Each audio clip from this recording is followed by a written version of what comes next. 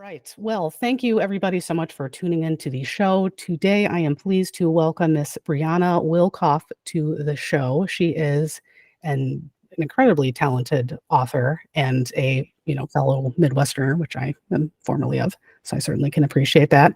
So, Brieanna, welcome to the show. Thank you so much for being here. Thank you for having me. I'm excited to be here. Yeah, so we kind of both know Jason R. Lady, who is another young adult author who is kind of at this point feels like kind of like a brother from another mother, if you will. He's just a great guy. So anybody who is connected with Jason is certainly welcome to be on the show. So Brieanna, can you tell us a little bit about sort of your background and what how sort of we got connected and what you do? Yeah, so I'm a young adult author. I've been writing pretty much forever. I think like the first story I remember writing, I was 8. I wrote it for a friend. Awesome. On and off for years after that. And then this is my debut book, came out last fall. Over the past year, I've been doing a lot of like events, book fairs, and festivals. And so that is largely how I got connected with Jason. We had known each other through social media before that, but met in person at an Ohio book festival and became friends after that. That's fantastic. Yeah, so what we'll be discussing here in a moment is Brieanna's debut novel, which I have sitting right behind me with some post-it notes called "I'll Be There for You." And can you tell us a little bit about?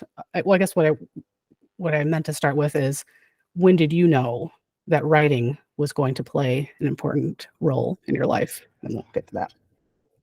Again, I'll go with, it's always been something I've been passionate about. So as a kid, I wrote a lot. In my kind of teen years, I experimented with everything. So, I feel like pretty much every genre I've tried at some point in my life. I majored in English with a concentration in creative writing in college. So at that point, I still recognized I would probably need a day job. Sure. But the dream was to have writing be it, but I knew that was probably not realistic. So, I ended up kind of going the editing route as far as the day job goes. But knew that writing was important to me and just have, always been doing it on the side and, kind of took some breaks. I had a kid and it's hard to write sometimes with a young person living with you, but always came back to it. Yes, that is a very good point. And there's a reason why, and we chatted offline of just about how this meeting would need to happen during set periods of time, which I have to do with everybody's like, well, if we do it at like 5, there's a very good chance that somebody's going to interrupt because I'm a parent myself. Exactly. So that's great that you've continued to pursue this passion of yours. I really enjoyed looking at your website because you mentioned, I think, that when you graduated from high school, I think it was, your parents gave you a typewriter. Is that correct? They did, yes. Awesome. Yeah, I've never actually used it, but it does sit in my library at home and I smile every time I see it. Yeah. So that's great. Just a good reminder of your parents being supportive, which is, so crucial, whether you're 15 or 50, if if your parents are encouraging you, that's certainly very helpful. So that's amazing. Can you tell us a little bit about your book, I'll Be There for You? Absolutely. Yes. So the title is a reference to the Bon Jovi song. I get people asking a lot if it's a Friends reference, which is not, but Friends is my favorite show of all time. And it is a book about friendship. So I don't mind if people make that assumption. It still fits. Yeah. So the story is basically the main character is a 16-year-old girl who is struggling to move on after the death of her father. And he loved 80s rock, so that's where that element comes in. Each chapter is titled with an 80s rock song, which is fun just for me and hopefully other people that read it and like getting that music stuck in their head. Oh God, yes. I concur. Yes. That was a very smart choice. I like that. Yeah. Thank you. And so basically she's kind of like closed herself off from the world. She's grieving alone and, is struggling, and then meets a boy named Mac who convinces her to audition for the school play. And so then it kind of becomes a story about how theater can be a lifeline for a lot of people, like it was for me. There's a little pay it forward kind of kindness element to the story, because that's also something I'm passionate about. It's really just kind of a story about healing. Yeah. And nobody's ever like said this to me, but I just feel like amazing things happen. I feel like I just sort of end up connecting with these authors and other people that I read their work, and it just like really ends up speaking to me. And I think that I can emphatically say that about your book. And this is coming from a person who my whole life I've always read. I would say 95% of what I read is nonfiction.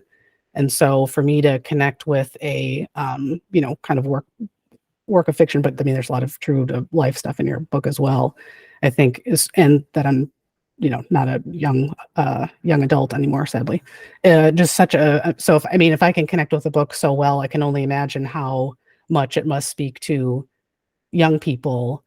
And as somebody who has experienced some unbelievably profound grief myself, I felt like I could really relate to this book in many ways. And I felt like you really captured like what happened. I mean, everybody's journey is different, but I feel like you just really captured the grief journey in a way that wasn't trivial, that wasn't sort of like dumbed down for teenagers or something like that. It just really encapsulated that so well. And so I guess my question with that is, how did you decide that this sort of young person's grief journey was going to be sort of the focus of this book? Yeah, thank you. Yeah. So with this idea, I usually, something will pop into my head for a book idea, and it's usually, the idea alone is like what would come after it. But for this one, it was, I wanted to write a story about the healing power of kindness. Yeah. Was the initial idea. And so then typically for me, I just start asking myself questions, and then it's like, what might someone need to heal from, and that kind of thing. And so with this book, originally, it was going to not be young adult, and it was going to be, the mom was going to be the main character. So it was still the loss of the husband. In that case, there was still the daughter character, but she was a side character. So it was still that journey. Ultimately, I decided to make it young adult. But I think, it's hard kind of thinking with that in mind. So my father is still alive. My husband is alive.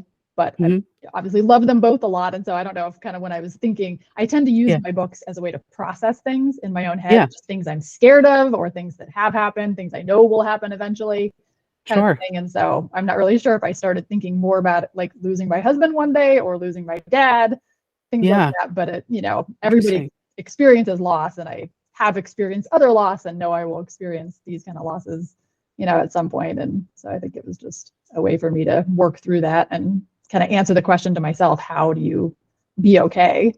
Right. Wow, that's what a unique way to approach a story and explore sort of like, I feel like everybody used this phrase, especially during the pandemic, like uncharted territory, but that's amazing. And I think you, again, just described it so well, because as the character, her name is Ray, as she goes throughout the story, she's sort of, like you mentioned, sort of lost and has fallen off the face of the earth in many ways, which is not unusual when you go through something like this. And in her situation, how her father died was completely, unexpected, and there was no time to sort of prepare for it. And I think that I love that this individual decided to sort of channel their grief into something positive, which I can certainly attest to, as that's why this, whole show started, was because my sister struggled with mental health issues, which unfortunately ended up ending her life. And so as a way to sort of cope with that, there's a lot of different avenues that you can certainly take, and everybody has their ideas for, what to do. And, maybe if you just take a yoga class, that will take care of it, or, so I just love that this young person didn't fall into some, horrible situation. She decided to sort of use that sadness for something productive, which is something that I certainly can relate to, but I feel like a lot of readers could relate to it as well, whether they were a teenager themselves or an adult. Yeah. I mean, that's how I feel like when I imagine going through those kind of things myself. I feel like that's what I would have to do to get through it. Yeah. And so a big part, so there's a couple of different things that she sort of does on her sort of journey through coping with the loss of her father. And so I think the first thing is the theater program that you mentioned. So can you tell us a little bit about like your connection with that aspect of the story? Yeah. And so that is the one, while, the loss is different for the character versus what's happened in my life, that basically in high school, I ended up changing schools for random reasons, like every year of high school. And so I essentially like lost all my friends. Yeah. And so I was adrift in that sense. And Yeah. theater was my lifeline. There was a group, I grew up in Dayton, Ohio, Mhm. and there was a group that it was regional high school theater. So it wasn't tied to a specific high school, but it brought Interesting. students from like all the area high schools could audition. Yeah. And so that was a consistent thing for me all 4 years. Mm. And, I ended up finding a great group of friends. My best friend to this day is a girl that I met my sophomore year of high school through this program. Nice. And so, in that sense, like finding your people and just finding a space to belong and Yeah. heal and fit in and all that kind of stuff, like that definitely was pulled in parts from my experience. Yeah. Yeah, well, you definitely captured it well, and I think that's something that I always think back about high school that I regret is not being a part of things like theater and choir and radio broadcasting or something. Or there's so many things. I'm like, why did I not take advantage of that? And how nice that it made such a difference for you, and clearly is still impacting you, years and years later. That's pretty incredible. And I think that theater does have a way of sort of doing that, kind of like you said, maybe not everywhere, but I know for me, I mentioned I was a high school guidance counselor for about 10 years, and the school I worked at had fantastic, outstanding theater program, and I worked in a school district that didn't have a lot of resources, didn't have a lot of money. The theater was in an old gym that had horrible seating and horrible lighting, and everything under the sun that you can think of. Was like the last place you'd want to sit and watch anything. But the teacher was so passionate about it and very experienced and so good with students that she was able to just capture so many kids that would have sort of flown under the radar. And I sort of joke that, and again, this doesn't happen in every school, and I don't mean to make this sound like a stereotype by any means, but so I was the GSTA, the Gay, Straight, Transgender Alliance advisor for my high school for a long time. And it was always kind of a challenge to recruit kids for, whatever reason. But I think what I found out is that, coincidentally enough, that I think sort of the GSTA, the supportive group, was actually the theater group. Like we didn't, in some ways, didn't really even need that GSTA, because I think a lot of the kids just felt attracted to that group of people to kind of go to for support, to learn, really important life skills, and just felt very welcomed and accepted. So I think that program did more for the students sort of, who identified in the, in the LGBTQ community and otherwise, and not even just that either, just anybody who sort of felt like kind of an outcast or didn't really fit in. They could sort of all find their way with each other in the theater program, which I think is just amazing what that can do. Yeah. Yeah. And I think my daughter and I actually, we went and saw Kinky Boots, the musical, Oh, this nice. past weekend. Yes.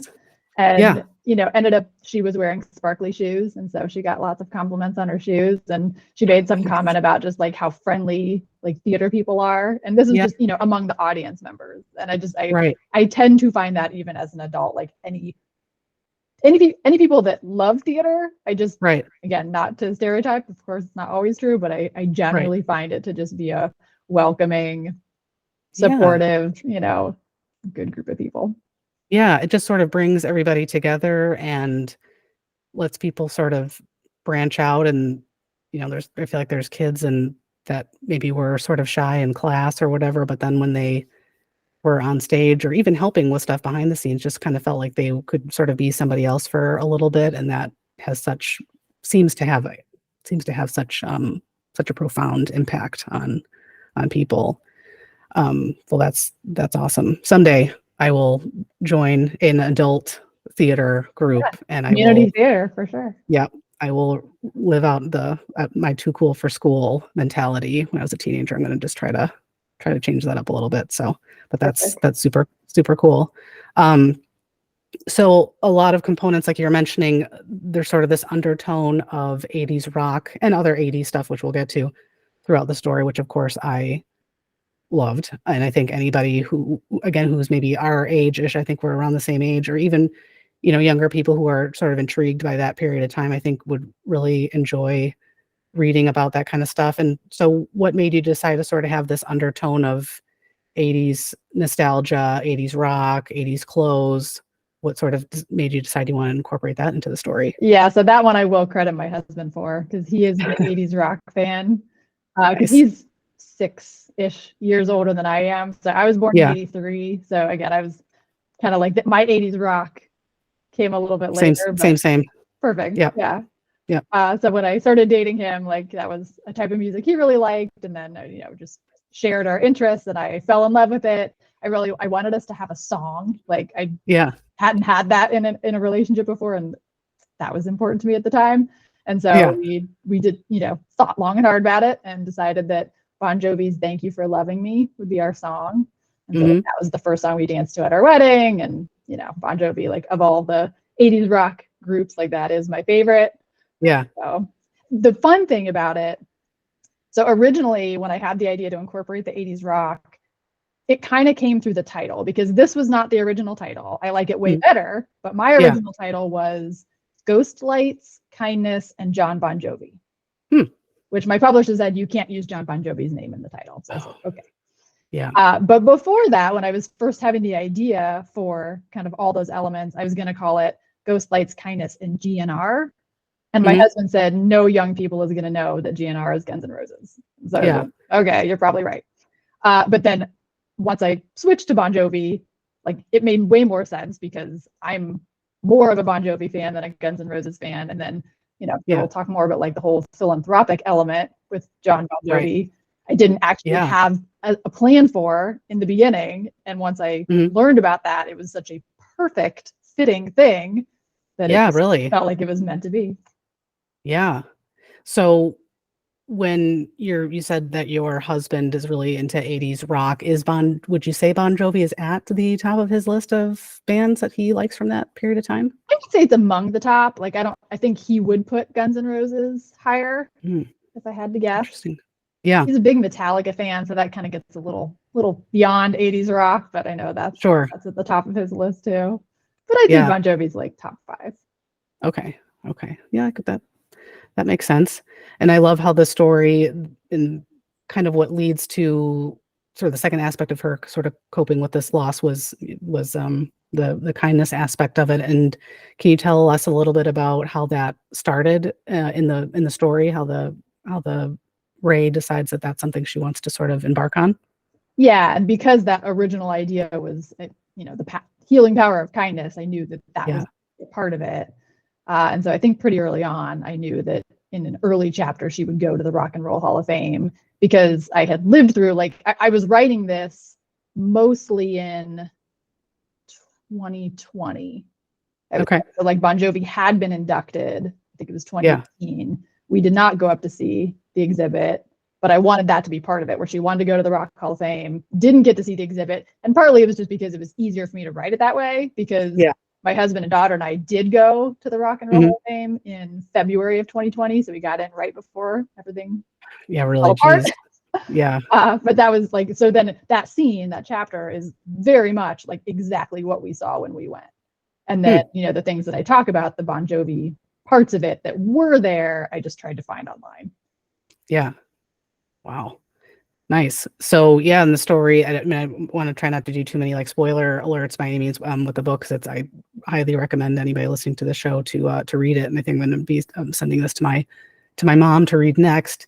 But she sort of runs into a woman who works at the Rock and Roll Hall of Fame that kind of shows some kindness to her. And then can you tell us a little bit about kind of that sort of scene in the book, which is just so well done? Thank you. Yeah. So I didn't consciously give a lot of thought to theme when I was writing until recently. And then if anyone is looking for craft books, I adore the book Save the Cat Writes a Novel. Best craft book ever. You right? That actually sounds vaguely familiar, but yes, continue. Yeah. So essentially that book has like 15 beats of a successful story, and one of the beats is theme. And so I read that book after I had originally written this book, and kind of in tandem, when my publisher accepted this book, I had a phone call, and the guy that runs the company kind of said, what is the theme? And I was like, I don't really have a great answer for you, but he encouraged me to think about it as I was doing revisions. And so I did. And so that scene, the Rock and Roll Hall of Fame with the random act of kindness, was really me trying to like center on the theme. And so, you know, I don't think this is too much of a spoiler, but like the book really is about connection. You know, it's like this girl is closing herself off and she's not healing because I don't think you can if you're doing it in a vacuum. And so this woman that she talks to, it's kind of a whole like she's Ray, the main character, is at the Rock and Roll Hall of Fame. She's crying, she's struggling. This woman sees that. You know, they have a conversation about kind of who can you lean on. And so, you know, among other things that this woman does as her acts of kindness, like you mentioned, you know, Ray kind of says, you know, thank you. And like, you know, how can I repay you? And so the woman just says, pay it forward, you know, and so that then sets off the chain of other things in the book. Yeah. Yeah. I really love that part of the book where, again, sort of that idea of channeling your grief into something productive and how much little things can make such a big difference. And I think I have another podcasting friend who does a lot of stuff about sustainability and environmentalism and stuff like that. And I think she phrases it really well that a lot of us feel like in order to do something that helps the environment or to do something that has a positive impact, it has to be some big, you know, huge project that everybody knows about and, you know, is talking about, but it doesn't necessarily have to be like that. It could be, you know, small gestures, which a lot of the characters in the book do, which has a, you know, positive impact. And I just love that idea. And it sounded like you wanted to incorporate that into your story, not only, you know, because of like helping with like the theme aspect of it, which makes total sense, but also some of the experiences that you've had in your life as well. Yeah. So, I mean, I think really once I had my daughter, that was kind of what made me think more consciously about kindness, just because as a parent, you think about what kind of kid you want to raise and raise a kind one. So, you know, just as a family, just the three of us, as she grew up, we would do various kind of tradition things that would incorporate kindness. And that was fun for us. And so it always just kind of felt like it could be something bigger for me. And just not that the acts, I completely agree that the acts can absolutely be small, you know, easy things to do that have a big impact. But just in terms of sharing it with other people, just because it brought us joy to do it. And so, and I think 2019, we kind of organized this like kindness crusade just around town where it's like, it was mostly just us, but we put up some posters at like her school and her gymnastics studio, and a couple Starbucks let us put them up and things like that. And just encourage people if they wanted to. We took a day, we just picked a day and said, all right, we're going to do 100 kind things in this one day, which took a lot of planning. I'll say some of it was like, I wrote a letter previous to the day and then mailed it because 100 things is a lot to do in one day. But it was a satisfying, busy day, and we did have people, you know, around us and in the community do some things too, and post on Facebook and things like that. And so so that was a lot of fun. And so this book, it was kind of a, well, what can I do to keep that going, and you know, just try to get other people to spread some kindness. Yeah, I absolutely love that. What was on this poster? I think the poster was just kind of just about the day, and I think there was a hashtag or somehow we tried to get people to engage online with it, and just said what we were doing, encourage them to just do something kind. Yeah, cool. And so what were some of the things that you were doing in your community on that day? I mean, we did little things like we would just take a walk. We've done this before, just walk around the neighborhood and put like, I think this is in the book, put a note in someone's mailbox, you know, if they have a pretty yard, flowers or whatever. We've done it at Christmas and say like, who do you think has the prettiest Christmas lights and that kind of thing. You know, I was like just paying it forward at Starbucks and places like that. It's an easy thing to do.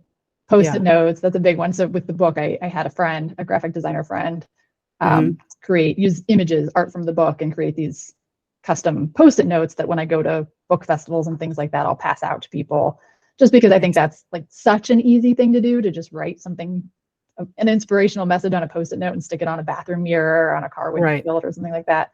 And so awesome.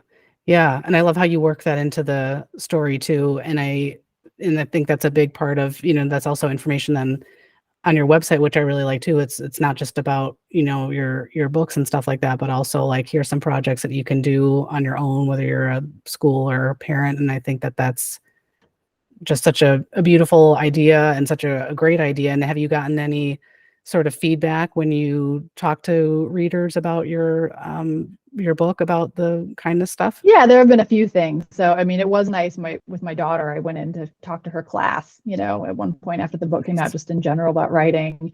And Yeah. I don't think it was exactly the same time, but around the time they had a Valentine's Day party and they made it all about kindness. And so they took Post-its and wrote notes on each other's lockers. And, so I got that kind of image that I had in my head of just these lockers down the line and all these positive messages. So that was really cool. Yeah. Also, I've had some friends will like use the Post-its and send me pictures when they put them up somewhere. But I did have one time where just someone had used the hashtag and took a picture of the Post-it that, as far as I know, I don't know who put that one up. And so it felt like just kind of seeing it in the wild, which was a lot of fun. Nice. And yeah, and then like this year I've each day had a post on social media about just some idea for something kind to do, and some people, the things they respond to. Yeah. With those, it's fun hearing like what they say they're doing. Nice. That's awesome. Yeah, that must feel very very rewarding to hear back from people that have been encouraged to do something. I know in our family we try to instill that too, like you're saying, like, and what I say to my children too is like, if you get A's in school, that's wonderful, or I mean, or depending on where, or if you had a 4.0 or you're meeting the whatever it is now, that's awesome, and certainly encourage, want our kids to do well in school, and that's great. But I think ultimately, most importantly to me, is that our kids are nice and help people and have empathy, and that's great to have straight A's and be in the top 10. It's certainly important to strive for challenging yourself and doing well. But I think it's really important to me and my wife that our kids are kind and show compassion. So one thing that we try to do, especially around the holidays, and we had a kind of a situation in Maine a couple of weeks ago that was very distressing in Lewiston. And so, yeah. So anyway, so one thing we just tried to do to sort of channel our feelings about that, which is really difficult, but then also just in general, just kindness around the holidays, is we often bake cookies for our neighbors and go around and have the kids deliver them. And not only do our kids like to cook and bake and stuff like that, I have two little boys, but they also really admire our neighbors and they're very kind to them. Both of my children have some significant special needs that we've had to sort of explain to our neighbors of why this might be happening. And they've just been nothing but welcoming and understanding and compassionate. And I think our kids can sense that from our neighbors. So they're very excited to, bake stuff and deliver it to them. And it's amazing how just that little, taking the, 20 minutes to, make something and walk it over, what kind of message that sends to little kids. And then also, some of our older neighbors, whose maybe, kids are long gone, or their grandparents or whatever, that, we're still thinking of you and, we appreciate you. And, and I hope that sets into motion other things for them to do, because I think that's just so important for so many reasons. Yeah, I love that. And that's a perfect example that like why I love kindness so much, because everybody wins. If you're Right. the recipient, you win, and if you're the giver, you win. So Right. Yep. Agreed.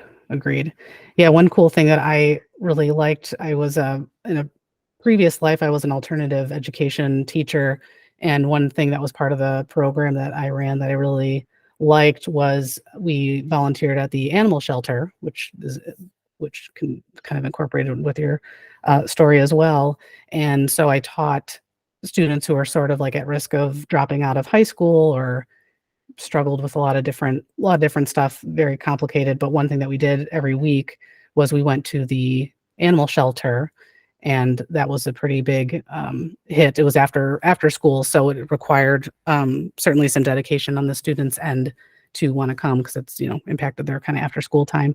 But the kind of, I think research or whatever you want to say has shown, especially with somebody who feels kind of like lost or doesn't fit in, is sort of giving back to animals who, aren't judgmental, aren't, saying mean things, are not making them feel bad, sort of reciprocating the like, kid who feels lost, and also maybe this dog who's a little lost themselves, being together and doing something to kind of bond and help each other out had a pretty significant impact on those kids. Yeah. And I think I like that was sort of incorporated with your book as well, because that's just so profound, and so such a ultimately kind of an easy thing to do, and doesn't require any money. Just giving back and helping can really make a difference. I miss doing that. Yeah. Which makes me think too. I think so. I'll make this short, but so I would make a movie every semester of all the stuff that I did with my students, and I asked them for feedback on what songs they liked for me to kind of put in the video. And one kid really liked "Sweet Child O' Mine." Nice. So I think that song is playing when like the animal shelter pictures popped up, if I'm remembering correctly, but that was a long time ago. Yeah. But yeah. So I loved all the kind of stuff that you incorporate into the story, the different ideas that are so doable, and another great reason to check out the book. And so it sounds like it took you from like start to finish. How long did it take you to go from like starting this book to seeing it published? I say 5 years from having that first idea to it being published. Now, a lot of that time I was working on other projects, so it certainly wasn't an active 5 years. I mean, I would say maybe a year and a half kind of at the beginning to write it and get it ready and start submitting it. And then I like telling this story just for any aspiring writers out there, because I feel like it's a good lesson in perseverance. I submitted this book maybe 6 months to a year, different agents and that kind of thing. Didn't have any hits on it. I had written something else in the meantime, which I thought was better. And I still think that in terms of what I was submitting, that next one was better. This one is better now because it went through revisions. Sure. But I kind of put this one aside, started submitting the other one. But then, like trying to get into publishing is just such an uphill battle. And I was reading something about another author that queried, something ridiculous 400 times or whatever. And then landed an agent. I fortunately did not have to go that long. But anyway, it kind of made me think, maybe it is just a numbers game. And if it's if there's even an element of that, then like I just have to keep going. And so I kind of dusted this one off, got it back out there. And that was when I connected with my publisher. And the I think is cool about it is that they didn't exist. This publisher is fairly young, so they didn't exist when I was submitting the book the first time. So you go with kind of the idea that like it was meant to land with them, and I'm very happy it did. I had a really great experience. They're called Winding Road Stories. Had a great experience with them, and so if I hadn't done that second round, who knows if it would have found someone ever, or just sat in a metaphorical drawer forever. Yeah, wow, 5 years. That's definitely requires some patience and perseverance for sure. I can only imagine having to. That is that's a long time. Time goes by fast, but there's certainly a long time to wait, but it was worth the wait. Darn it. It was worth it for me too. Yeah. It's just, the book is just such it's not always very eloquent with my words, but just, just has such a great flow to it, and was very just fun to read. And definitely recommend it highly to anybody, because I think like we all benefit from kind of what she does to go through this journey, kind of understand sort of the grief process and what being triggered can feel like, and kind of how to deal with that, having people not understand what that's like, and maybe having some advice to give that isn't always very helpful, but they don't know what else to say. I know that I certainly experienced that as well, and then finding a way to sort of channel it. How do you balance all of this stuff? I mean, to be able to write, this isn't a 10-page essay, right? Which I'm sure that'd be hard to write too. But how do you balance sort of a career, parenthood? You're married. How do you balance all that with writing? Barely. I'll answer. No, I mean life is busy for sure. Yeah. Weekends are when I do probably the bulk of my writing, especially, if it's a weekend that we're kind of free and don't have a lot else going on, then I can get some sizable chunks of time to work on book stuff. evening, sometimes after my daughter goes to bed, I can get some Yeah. time in there too. Yeah. It's getting a little bit easier now that on the one hand, getting easier, I say, now that she's getting older, she's 11. And also harder just because she's involved in things and, life is busier for that reason. But the thing that I come back to is, I went probably several years when she was young, just really not writing at all. Mm-hmm. I mean, it wasn't even so much time. It was just mental energy and just brain space, trying to keep a little person alive, took up all my brain space. And then she hit whatever age it was. And I thought, okay, like, I feel like I could devote a little bit of brain space to this now. And so I made a New Year's resolution, I think it was 2019, and said, all right, I'm going to get back to writing. So I said, okay, a couple days a week, I'm going to set an alarm for 5 o'clock. I'm going to get up and do it then, because I felt like that was the only time I could for sure guarantee that I would have the time. And then the nice thing that happened was it felt so good to get back to it that I started finding other times, and so nice. Like, that's a good sign. Well, and it was something I wanted to do. So then it's like, okay, well, I don't mind not watching TV tonight. I'll work on book stuff instead, so then I didn't have to get up at 5 a.m. because I really didn't want to do that. That was not fun. And so then it just became something that, I just now find the time, and sometimes it was like, if she was at a dance class, I would bring my laptop and work in the waiting room. And, it's I don't have a routine, certainly, but I will find the time where it can be found. Nice. Well, that's good. I was just listening to something, a podcast or an audiobook or something was just talking about how the whole New Year's resolution things, like the likelihood of that actually happening, and it sounds like that actually did work for you. So you are that one. I don't know if I've made any others stick, but that one stuck. That's I mean, that's pretty impressive, to devote yourself and then, then getting published. I mean, that's a very high bar, for New Year's resolutions, like mowing the lawn more is probably, it's not the great, maybe not the best one, but that's a good one. I like that. I'm passionate about that one. I'm not passionate about mowing the lawn more. So true. Me neither. That's a whole other can of worms. So what is sort of your, if you have anything in the works, do you sort of have like a next project or something that you're working on? Yeah, I have 4 next projects because I don't have enough time. So actually this same publisher, I'm under contract with a second book with them that I'm going through on right now. So hopefully that's cool. all. Nice. Congratulations. That's exciting. Thank you. Yeah, and that actually was like the first one. The that came out next year is the first one I was writing when I made that New Year's resolution back in 2019. Wow. Nice. Came out of order, but so that one, and then I'm going to self-publish another one, hopefully the year after that, and then have one that's I'm drafting right now whenever I can get back to that, and then another that I have an idea for that I haven't started writing yet. Oh my goodness. And are they all targeted towards a similar audience, or?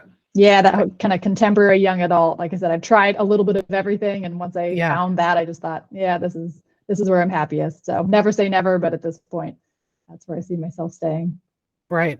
Yeah, it's funny, and I think that that's something that Jason sort of described too, is sort of finding that niche for an audience. And I think he said something, maybe he had written for like adults at first, and once he committed to like a middle school aged audience, it just sort of flowed, and that makes complete sense. And both of you, and again, nobody has asked me to say any of this stuff. I purchase people's books who are on the show because I want to, but both of you, and focus on your book, is you capture a lost teenager so well that it feels very natural, and it makes complete sense that you would want to do something else for that sort of demographic, because again, you didn't make it sound like some, a lot of people sort of brush off what teenagers have to say, and they're just, my God, they're just being so dramatic, and oh my God, why it's not the end of the world, or you just did a really great job of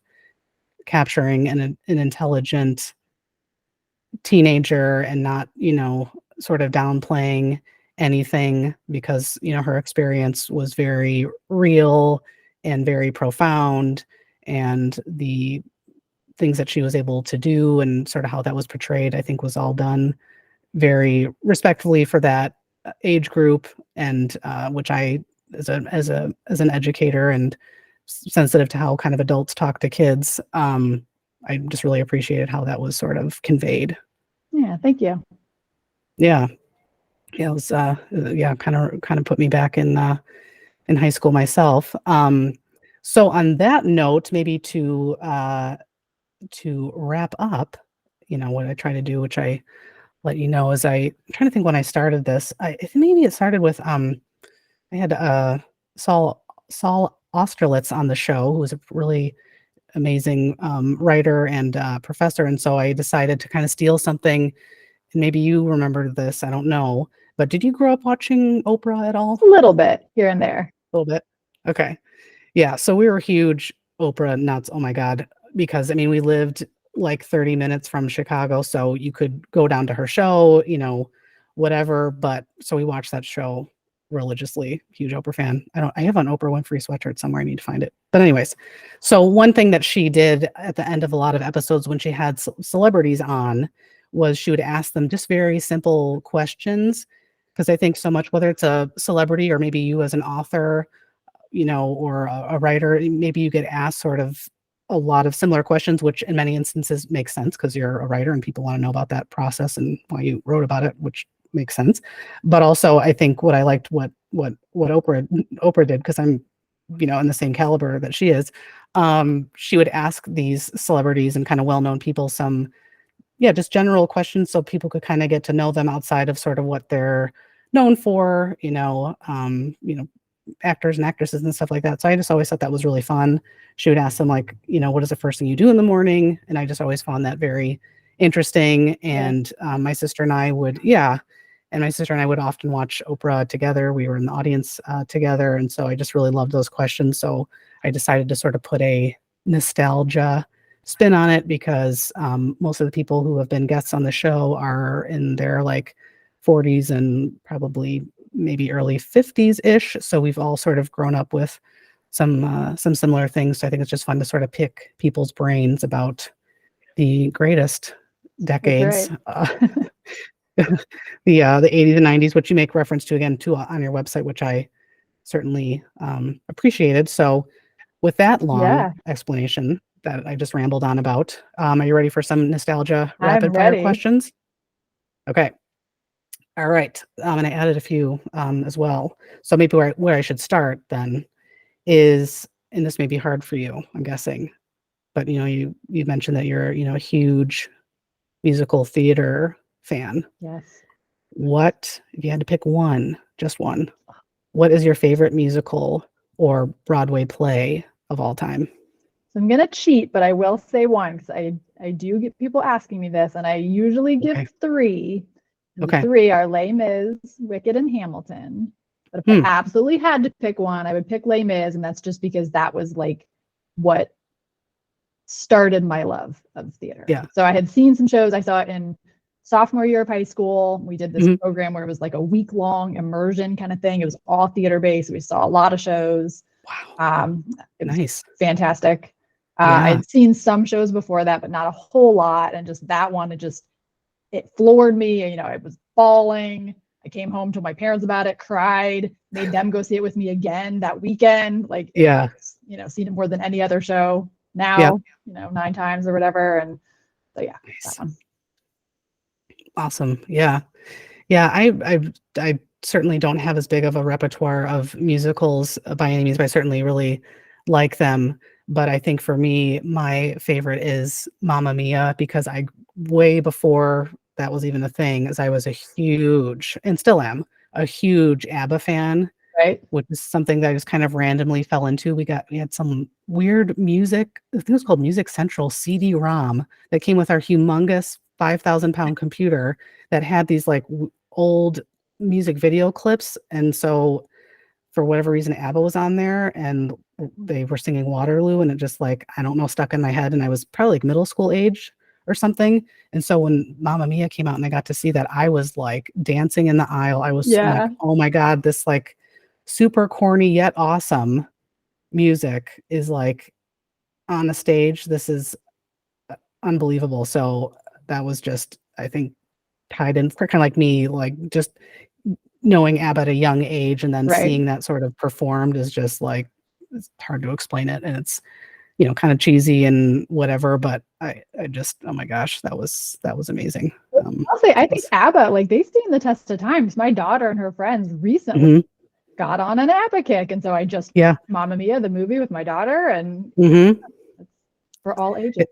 It's hard not to.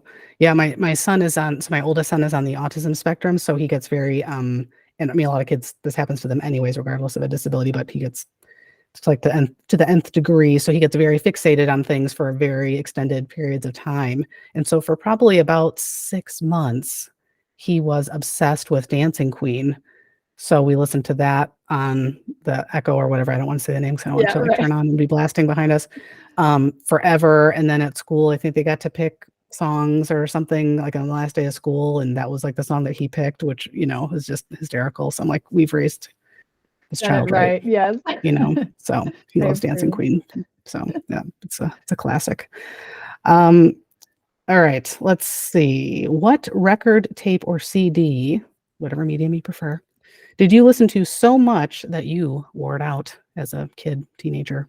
So I think this is partly just kind of circumstantial, but also because I like the music. So I remember getting my first boombox, my first CDs, somewhere in middle school. I don't remember exactly what age, but I remember I got 5. It was like a birthday gift. I got 5 CDs. And the one that I listened to the most, and I still know every word for every song on this album, is Weird Al Yankovic's Bad Hair Day.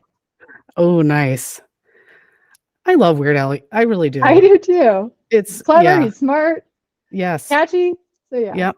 Nice. Now, would you say that was your first CD period was Weird Al, or did the 5 all come as your first? It was like all part of that birthday gift 5 CDs. So yeah. And it was an eclectic mix. It was Weird Al, Spice Girls, Alanis Morissette, Hanson, and Savage Garden. Wow. So I don't really know why. That is just a who's who. Yeah. That is a who's who of mid-90s. Wow, that's impressive.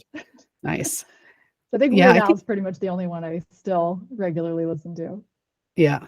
Yeah, I know I think it's the album. I know it's not just a song, but I think the album was called Eat It. So I did have that.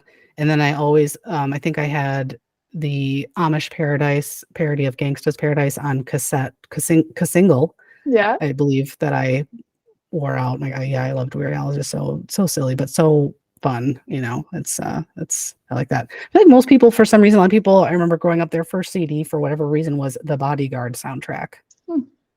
Just, Whitney Houston is timeless. Yeah, for sure. Nice. Awesome. That is an eclectic mix for sure. Let's see. What movies from the 80s or 90s could you watch on repeat? The one I always said growing up, because people, seem to ask kids, what's your favorite, whatever. And the movie answer was always A League of Their Own for me. That was especially in my elementary years. I watched that many, many times. That is an outstanding movie. And I will say the new show, I don't know if you watched on Amazon Prime. No, I've heard of it, but I haven't seen it. Fabulous. I'm very, very sad that they're not doing a second season, but it was amazing. Yeah. I know the TV series just do not make it anymore. It's crazy. And the good ones always go by the wayside. Let's see, what sitcom from the 80s or 90s could you watch on repeat? Friends, 100%. I've seen it a million times. The thing I like about that too is, so I watched the whole run of it with my parents because I was still living at home. And then I think my husband separately had watched it. But then once we got together, we watched the whole run together. Nice. And now we are just starting watching it with our daughter, who's the same age that I was when it came on, and I started watching it. And nice. So it's coming full circle. Yeah, it is such a good show. I mean, I think, I don't know if you saw the Friends reunion, which was on, I think we had a free week trial of HBO or something. So I think we tried to cram in as much viewing of stuff as we could. Right. And that reunion was actually, and thank God they did it too, now that Matthew Perry has passed away. Right. But I think they said something to the effect of at any, moment of any day somewhere in the world, Friends is on TV. I don't doubt it. Yeah. And I think there's a good reason for that. I mean, that show holds up so well. And I think one thing that I've been reading, coincidentally, going back to a book by Saul Austerlitz, he wrote about Friends, which is very good, is part of the reason why it's the staying power is they didn't make a ton of like references to political figures or musicians or stuff like that. So yeah, the outfits are, dated and stuff like, well, but kind of coming back now. But that's kind of part of its staying power because people can sort of watch it and still relate to it, and one of my favorite TV shows of all time is Golden Girls, which I was raised on watching on all the seasons, yada, yada, yada. But I mean, that show is still hysterical to this day, but there are a lot of like political references that even I don't necessarily ring a bell. And so I think for any younger generations, a lot of that stuff, they're going to not even have a clue, because they're talking about like Sonny Bono and, when he was still alive and stuff like that. So Friends it's a good pick. Such a good show. We own every season on DVD. Yes, same. So we don't have, it's on like Hulu or whatever now. So we don't have that. So we have to bust out the disc. The DVDs. Yeah. Yeah. Which is just not the same quality, but we'll take it because it's such a good show. Yeah. Let's see. What was your favorite cereal to eat as a kid? I didn't do a lot of the sugary ones, but when I did, it was usually Lucky Charms or occasionally Fruit Loops. Ah, yes. Those are definitely both present. My sister liked Lucky Charms a lot. That's probably why she had a lot of cavities, but that's for another story, another episode. Let's see. One question that I'm starting to add now too is, what was one of your favorite books or book series from your childhood? I was a big Babysitter's Club fan. I was wondering. Yes. I was wondering. Yep. Yeah. So again, I feel like those books just never ended. So I probably didn't read them Right. all, but I feel like I definitely got up into the 80, 90, whatever number it was. Like I read a lot of them. Yeah. I think there's like, well, I think probably as of maybe like the early 2000s-ish, I want to say there was like 100.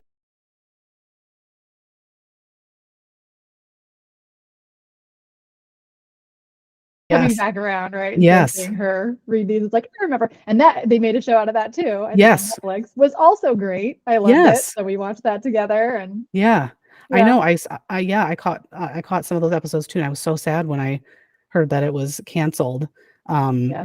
Yes. Those are such great books. I didn't get into it as much as my sister. Actually just re-listened to my Babysitter's Club book episode. Sometimes I just like to see how things sounded and stuff like that. But what a phenomenon that was. I mean, that was like crazy. She was writing like a book a month. Anna Martin, who I also felt like wrote really well to a middle school age audience too. Yeah. Which I just again really appreciated, which is just amazing. And she got a lot of pushback because they thought that there was like not enough male characters in the books, and these girls trying to like start a little like neighborhood business. That's not gonna, nobody's gonna want to read that. And look what happened. It's right. It's amazing. So yeah, got all the Babysitter's Club books. All right, so let's see. I got like one or two more here. This is kind of the one that is maybe the most introspective people feel like.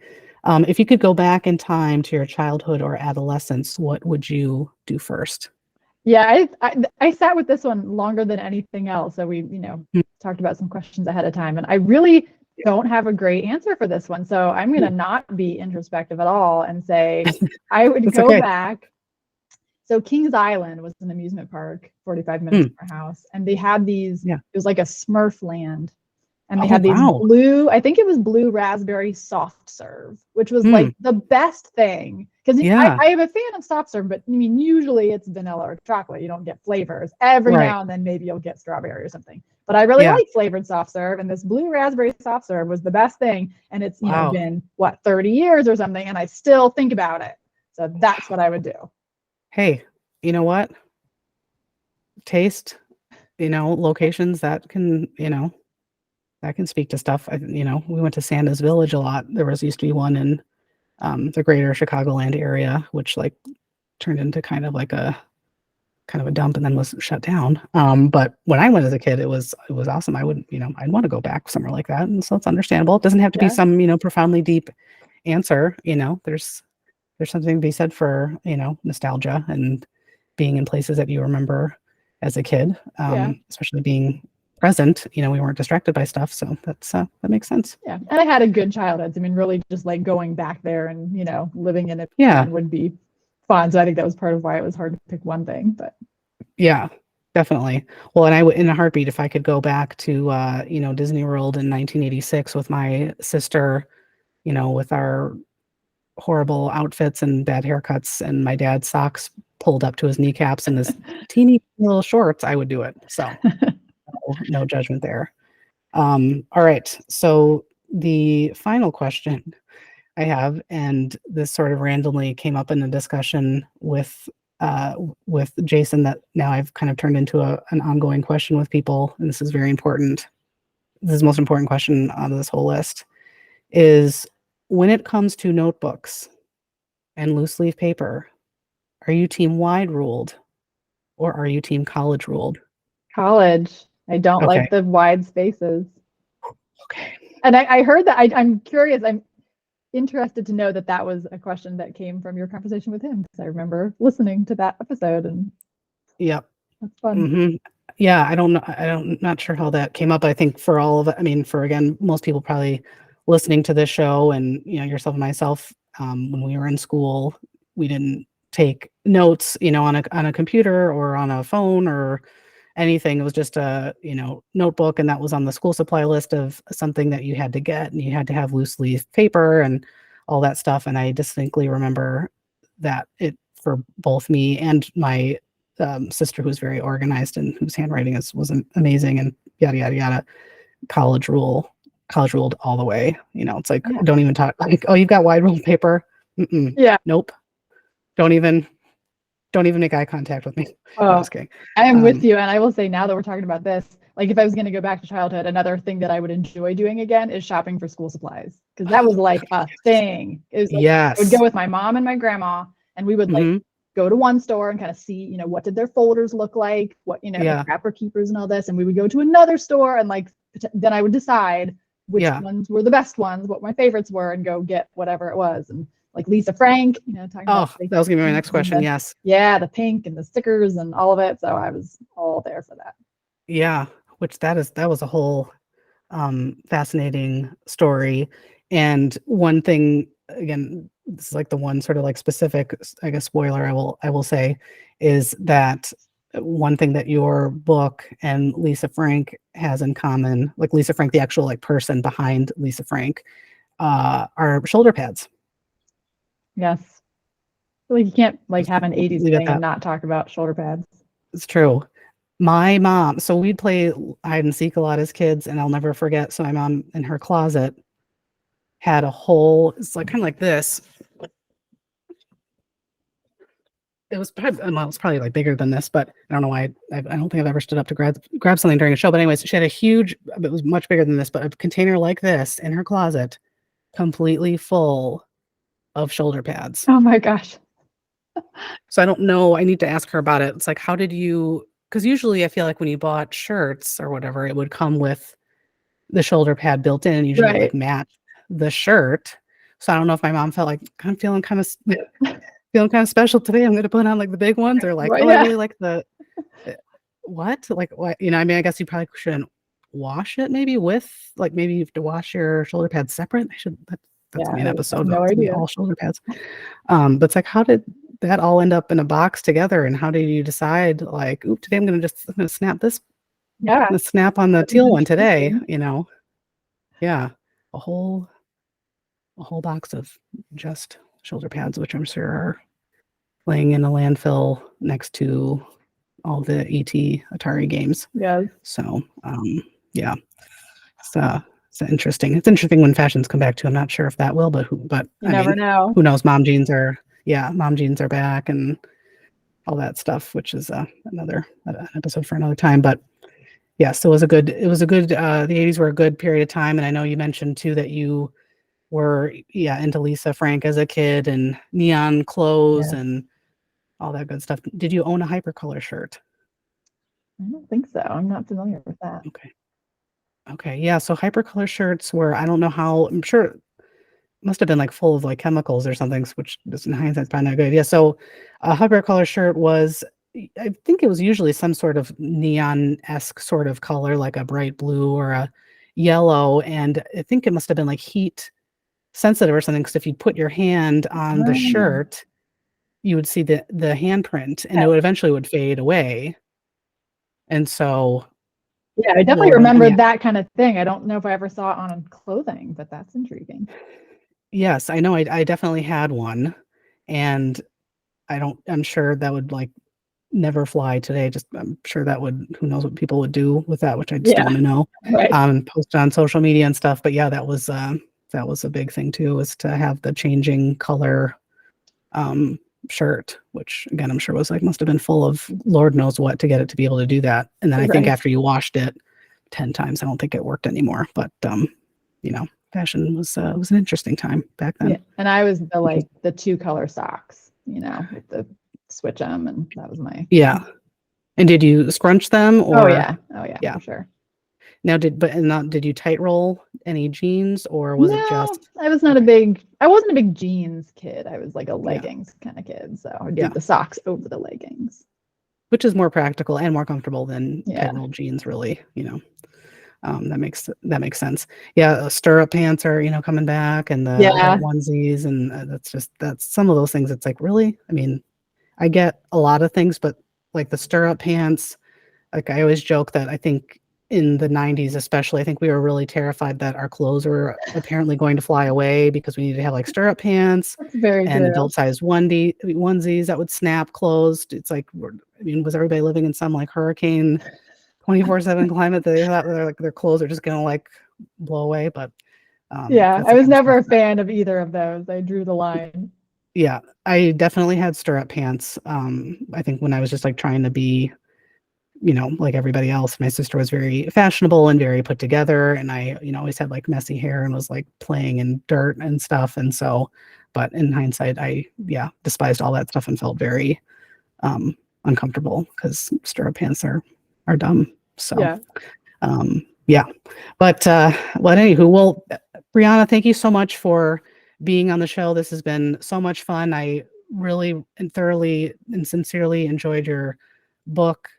I think again, I think anybody sort of in general, I think will find something that they can relate to in the story, but especially if you are maybe dealing with some grief yourself and don't want to necessarily read a book about how to deal with grief or something, I think this is a great way to just sort of be able to relate to somebody and maybe think of some ideas of things to do to sort of cope with that. So really, really enjoyed the book and look forward to your future writings. And if people are interested in learning more about you and your books and stuff, where can they find you Yeah. Well, first off, just online? thank you very much for all the kind words and for having me on. It's been a Sure. blast for me too. Yeah, Then yeah, as far totally. as finding me, so I have a website. It's my name, and I will spell it. It's BRIEANNA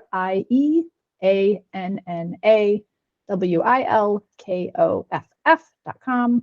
If you scroll all the way down, then like all my social things are linked there. Also, I don't know if anybody, I'm getting ready to dabble into Substack. So if anybody is there and looking for me, I will be on there soon. Yeah. Yeah, I think I've got one subscription that I have to a Substack. So it's kind of like sort of like a newsletter type program, right? Yeah, it seems like so. It's the way I'm thinking of it is blog and social Okay. media is kind of the Okay. sense I get. So like, I think you do both or either, and Yeah. it seems like it's a good spot for writers to be. So give it a Yeah. read. Nice. Awesome. Yeah, and I will definitely make sure to include all that information in the show notes. And if anybody happens to find this episode on my website, it's kind of cool because all of the guests fill out a profile that gets linked to the episode that they are on and any like subsequent blog posts that I do once my life slows down a little bit. So Brieanna's information will also be linked there. And like I said, to the show notes of the podcast episode. So thank you so much for being on. And anytime you want to come back and talk 80s and 90s, you just let me know. And I was actually thinking at some point it would be really fun to maybe have you and Jason on together, and I could do like 80s trivia or something with you Yeah. guys or something like that. But Yeah, I was thinking the same thing. It would be fun to be Yeah. on with him. So absolutely, count me in. Okay, perfect. All right. Well, thank you so much. Thank you.